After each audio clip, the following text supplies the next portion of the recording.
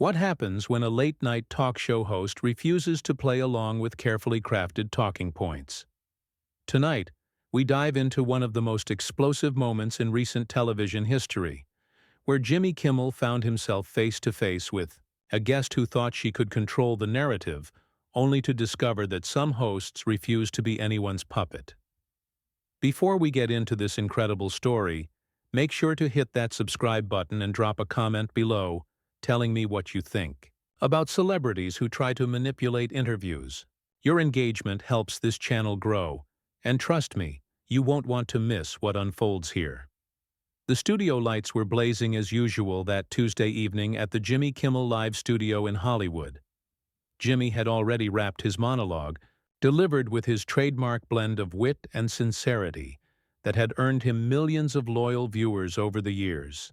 The audience was warmed up, the cameras were rolling, and everything seemed set for what the production team had been told would be a standard celebrity interview promoting humanitarian work and personal projects. But from the moment Meghan Markle walked onto that stage, something felt different.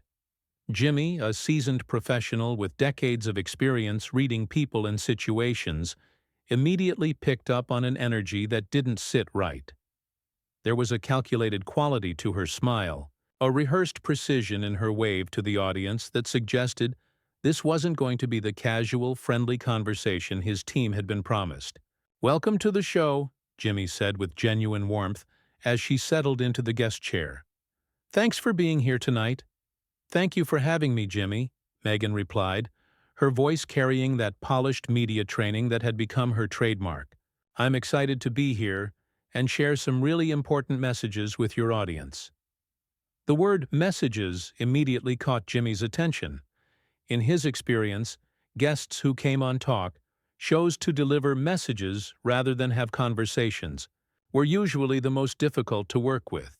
They came with agendas, predetermined talking points, and an unwillingness to engage in the spontaneous back and forth that made for great television.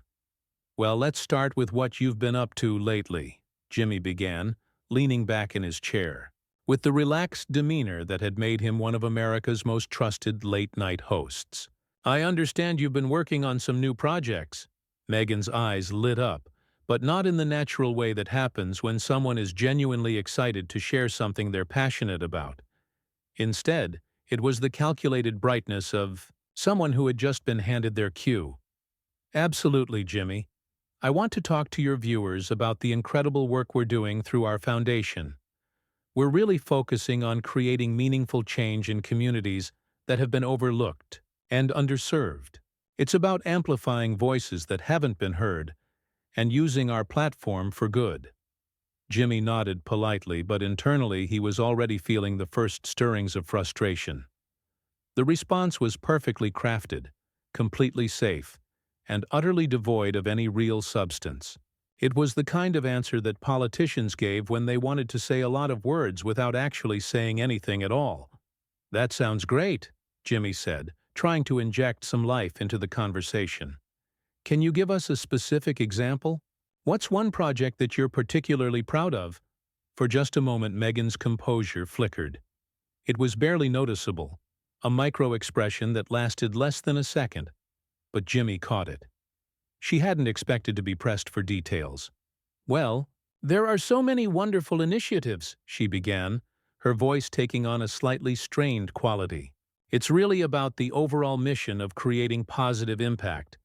We're working with various organizations to address systemic issues and promote equality and justice." Jimmy felt his jaw tighten slightly. He had conducted thousands of interviews over his career, and he knew the difference between someone who was genuinely passionate about their work and someone who was simply reciting carefully prepared sound bites. Meghan was clearly the latter. "I appreciate the broad overview," Jimmy said, his tone still friendly but with a subtle edge that regular viewers would recognize. "But I think our audience would love to hear about something specific." "What's one concrete thing you've accomplished recently that you can point to?" The question hung in the air for a moment longer than it should have. Meghan's media training was telling her to pivot back to her prepared talking points, but Jimmy's direct question demanded a direct answer. The studio audience, sensing the slight tension, grew quieter. Jimmy, I think what's really important here is understanding that change doesn't always happen in ways that are easily quantifiable, Meghan said, her voice taking on a slightly condescending tone. Sometimes the most meaningful work is about shifting conversations and raising awareness. Jimmy's eyebrows raised almost imperceptibly. In his years of hosting, he had developed a finely tuned radar for detecting when guests were trying to talk. Down to him, and that radar was pinging loudly right now. I understand that, Jimmy replied, his voice maintaining its professional warmth while his eyes betrayed a growing sharpness. But surely in all this conversation shifting and awareness raising, there must be one specific thing you can tell us about. One school you've helped, one family you've supported, one community program you've funded. Something tangible that people can understand. Meghan's smile became more forced, and for the first time since she'd walked onto the stage, her carefully constructed facade showed a crack. Well, I think your audience is intelligent enough to understand that real change is complex, she said, and there it was. The condescension now fully on display. It's not always about simple before and after stories that make for good television. Sound bites. The studio fell into an uncomfortable silence. Jimmy Kimmel, beloved by millions for his everyman approach and genuine connection with ordinary Americans, had just been told that his audience wasn't sophisticated enough to understand the complexities of Meghan's work, and that his show was somehow beneath the level of discourse she preferred. Jimmy leaned forward slightly, and anyone who knew him well would have recognized the body language.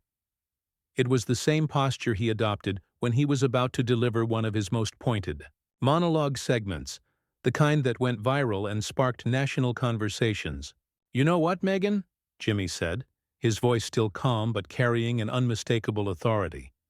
"I've been doing this show for a long time, and I've had the privilege of talking to incredible people who are doing amazing work all over the world.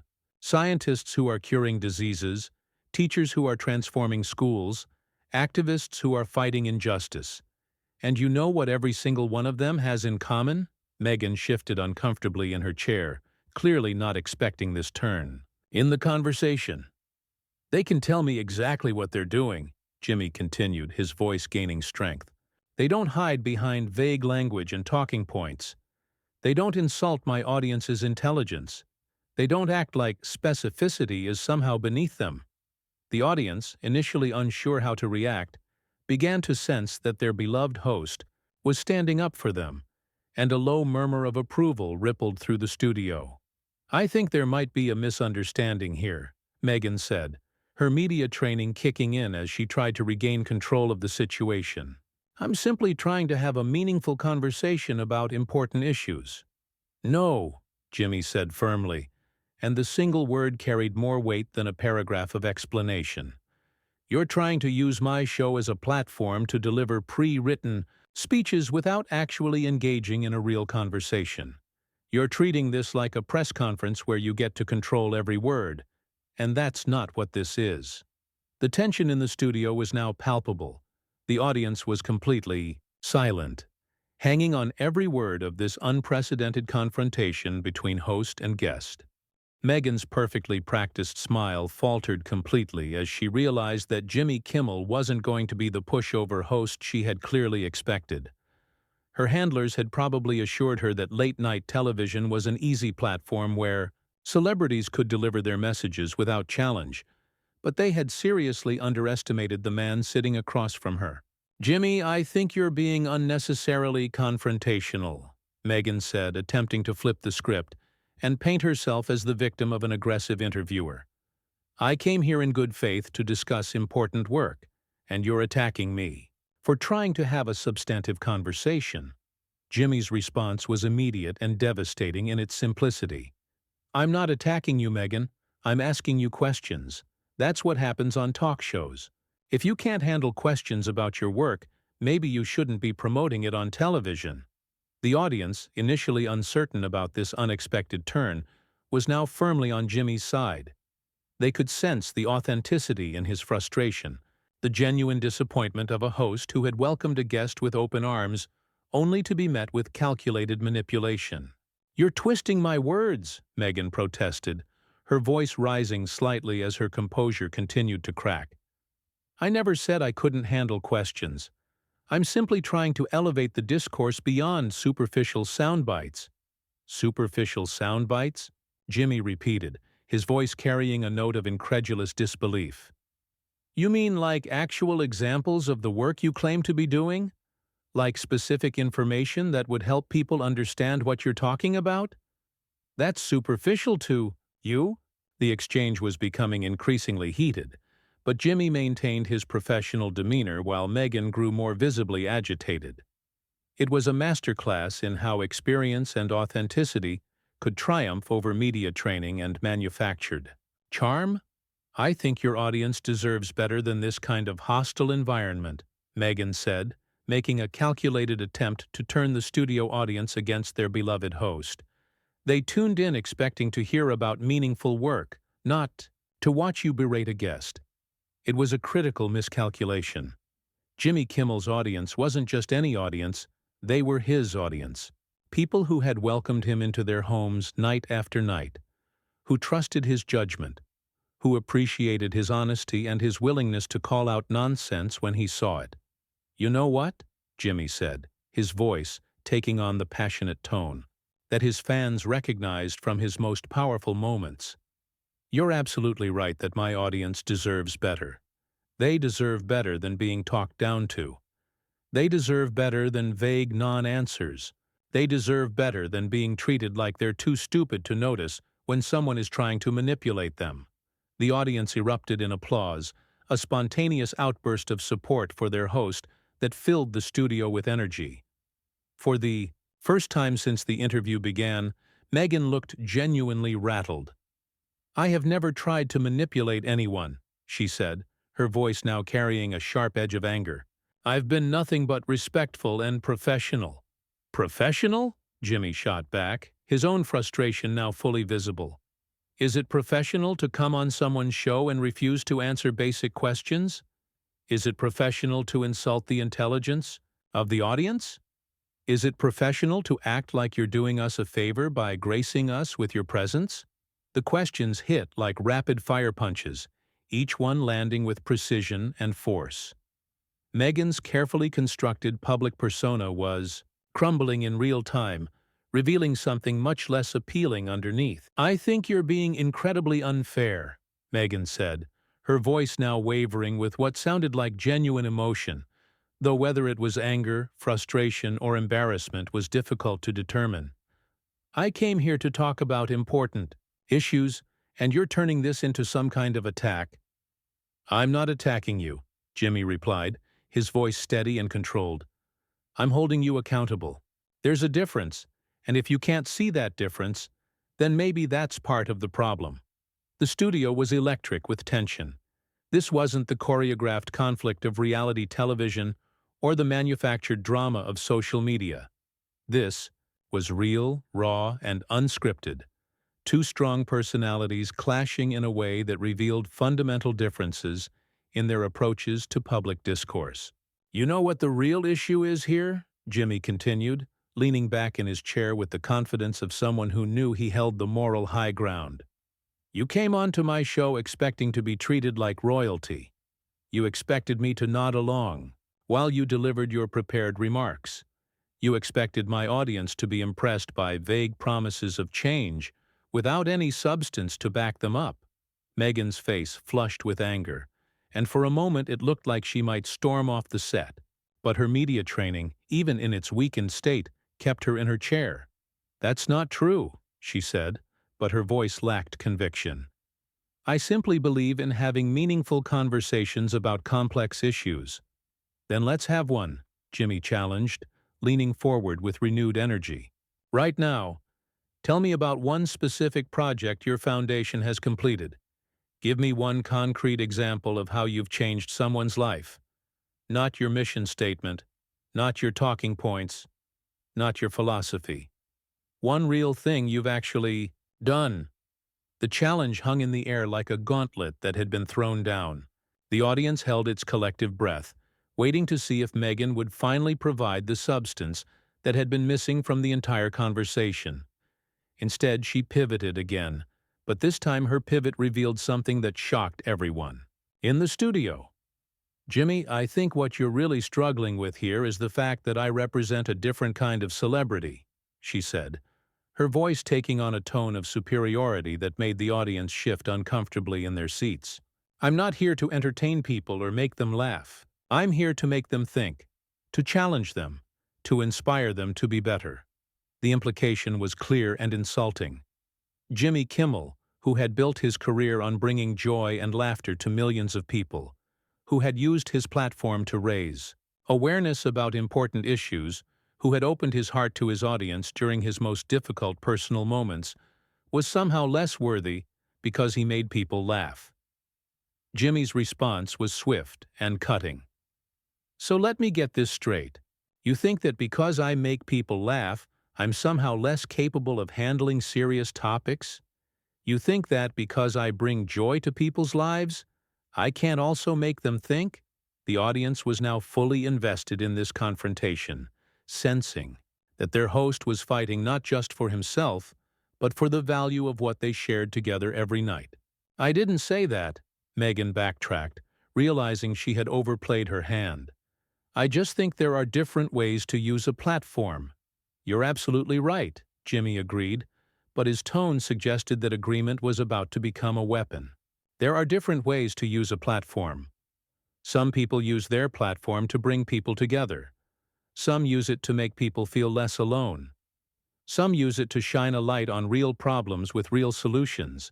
And some people use their platform to make themselves sound important while saying absolutely nothing of value. The words hit their target with devastating accuracy. Meghan's face went through a series of expressions, cycling from anger to embarrassment, to something that looked almost like panic. I think this interview has run its course, she said, starting to remove her microphone. I don't think this is a productive environment for the kind of conversation I was hoping to have. But Jimmy wasn't finished. You know what's really unproductive, Meghan? Coming on a show and wasting everyone's time with empty rhetoric. What's unproductive is insulting people's intelligence and then playing the victim when they call you out on it. The confrontation had reached a breaking point, with Meghan halfway out of her chair and Jimmy still seated, but clearly not backing down from his position. The moment of truth had arrived. Meghan stood halfway between sitting and leaving, her hand clutching her microphone like a lifeline, while Jimmy remained seated with the calm authority of someone who knew he was absolutely in the right. The studio audience was completely silent, sensing they were witnessing something unprecedented in late-night television history. "Sit down, Meghan," Jimmy said, his voice carrying a quiet command that somehow managed to be both respectful and firm. "If you're going to walk out, at least have the courage to explain to these people why you think they don't deserve straight answers." The challenge stopped her cold. Walking out would make her look weak, but staying meant facing more questions she clearly couldn't or wouldn't answer. After a moment of visible internal struggle, she slowly lowered herself back into the chair, but her body language screamed reluctance. "I'm not walking out," she said, trying to regain some semblance of control. "I'm simply pointing out that this conversation has become unnecessarily adversarial." "Adversarial?" Jimmy repeated, and there was something almost gentle in his voice, now which somehow made his words even more powerful. "Meghan, asking someone to back up their claims with facts isn't adversarial.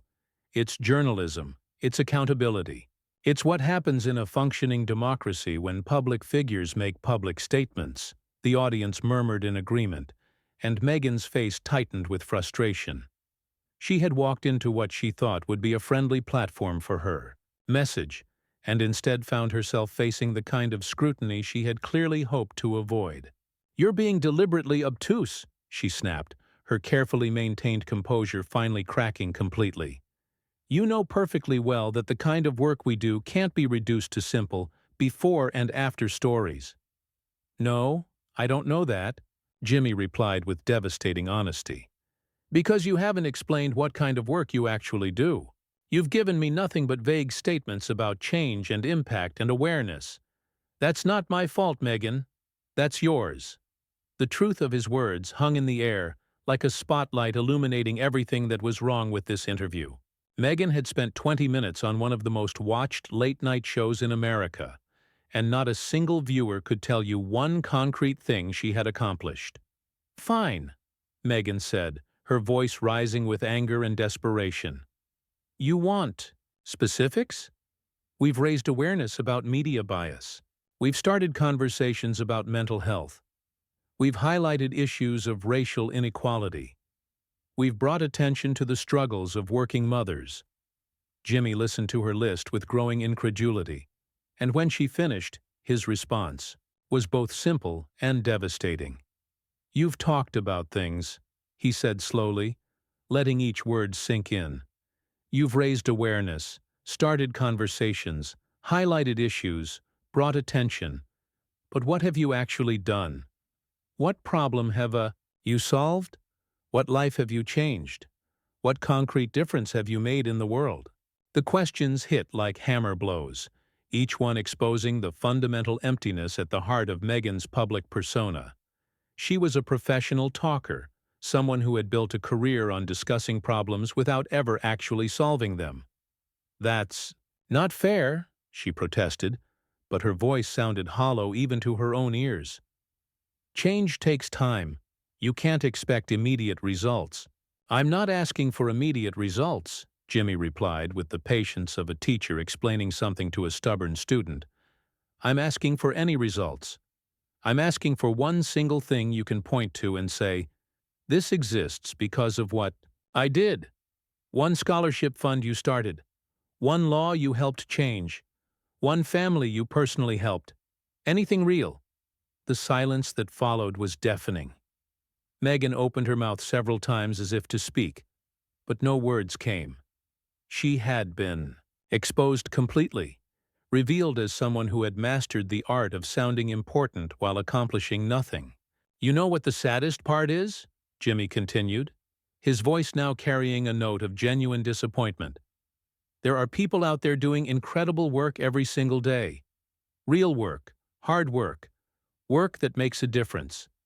And they don't get invited on talk shows because they're too busy actually helping people to spend their time crafting the perfect soundbite about it."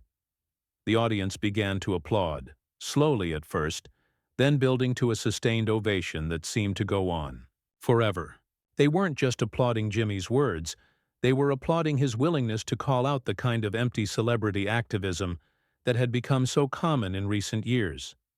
Meghan's face went through a series of expressions, cycling from anger to humiliation to something that looked almost like rage. When she spoke again, her voice was sharp with venom.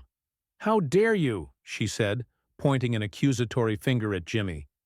"How dare you sit there and lecture me about making a difference? You're nothing but a late-night comedian who makes jokes for applause. At least I'm trying to use my platform for something meaningful." The insult hit the studio like a physical blow.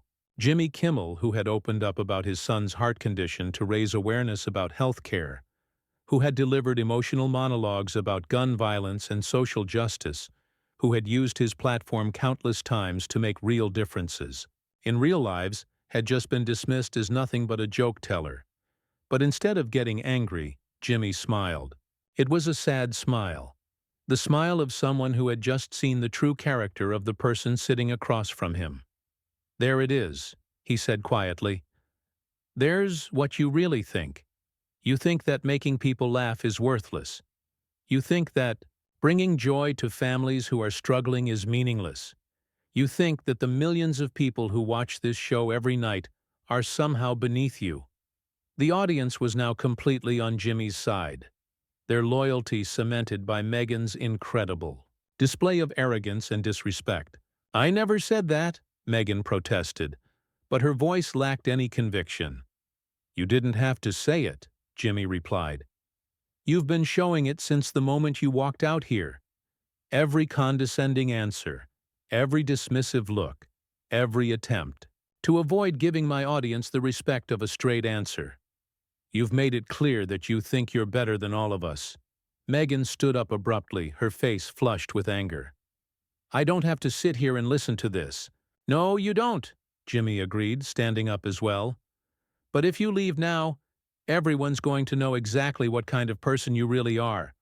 Someone who can dish it out but can't take it. Someone who demands respect while showing none to others. For a moment, it looked like Meghan might actually storm off the stage. But then she made the fatal mistake of trying to have the last word. "You know what, Jimmy?" she said, her voice dripping with contempt. "Your audience deserves better than this kind of cheap entertainment. They deserve to hear about real issues from people who are actually making a difference, not playground insults from a washed-up comedian." The studio erupted, not in applause this time, but in actual boos. The audience, Jimmy's audience, the people who had supported him through years of late-night television, were not going to tolerate anyone attacking their beloved host. Jimmy raised his hand for quiet, and the audience immediately settled down, their trust in him absolute. "You know what, Meghan?" Jimmy said, his voice now carrying the authority of someone who had reached the absolute limit of his patience. "I think this interview is over. I think it's time for you to leave." The words hung in the air with finality. Meghan's eyes went wide with shock. She had pushed too far, insulted too much, revealed too much of her true character. "You can't kick me off your show," she said, but her voice wavered with uncertainty. "Actually, I can," Jimmy replied calmly. "It's my show, and I'm not going to let anyone, regardless of their title or their status, come on here and disrespect my audience or my team, or the work we do here every night." Security personnel had quietly moved into position near the stage, not threatening, but present. The message was clear. This interview was over, one way or another. Meghan looked around the studio, perhaps hoping to find some support, some friendly face that might give her a graceful way out. Instead, she found herself surrounded by people who had witnessed her true character and found it wanting. "This is ridiculous," she said, but she was already moving toward the exit. "Your viewers are going to hear about this. They're going to know how you treated a guest who came here in good faith." Jimmy's final response was delivered with the quiet dignity that had made him one of the most respected figures in late-night television. "Meghan, my viewers just watched the whole thing. They saw exactly how I treated a guest who came here in good faith, and they saw exactly how that guest behaved in return. I think they're smart enough to draw their own conclusions." And with that, Meghan Markle left the Jimmy Kimmel live stage, her carefully crafted public image in ruins, having learned the hard way that some hosts refuse to be anyone's puppet. The audience gave Jimmy a standing ovation that seemed to last forever, not just for the way he had handled an impossible situation, but for the way he had stood up for them, for the show, and for the idea that public figures should be held accountable for their words and actions.